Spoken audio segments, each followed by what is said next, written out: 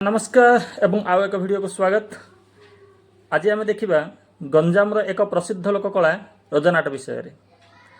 आपण मैंने रजनाट देखि कि जानते यार इतिहास कौटू आरंभ हुए। जदि आम रजनाटर इतिहास देखा यार इतिहास आरंभ हो 1400 ख्रीष्टाब्द जेतेबेले पुरुषोत्तम देव कांची अभियान फेरुले। फेरिबा समय आमर ये जो चिकिटी सोमपेंठ श्रीकाकुलम डिस्ट्रिक्ट मध्य थिबा एरिया को लेकिन गोटे छोटिया एठिकार अधिवासी मान अधिकार करके एक छोट राज्य गठन करते जाऊ कहुला जलंतर गड़जात राज्य। ए जलंतर गड़जात राज्य रे निजर पुओ गोविंद छोटराई को छोटराई उपाधि देकी सेठी कौन कले राजा कराइले।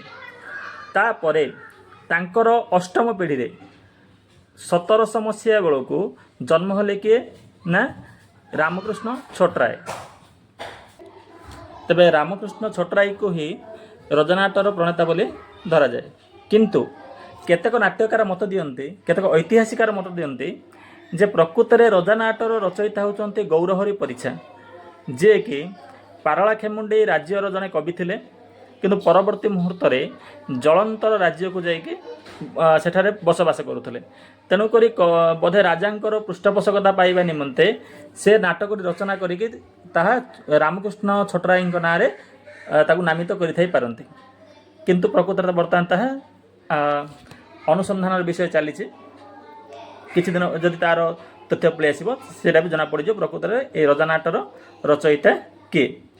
तेबे आपण वर्तमान कमेंट माध्यम जनइबे यही रजनाटरे वर्तमान आम गंजाम जिल्लार आम अंचलर काहाकू पद्मश्री पुरस्कार मिलता। धन्यवाद।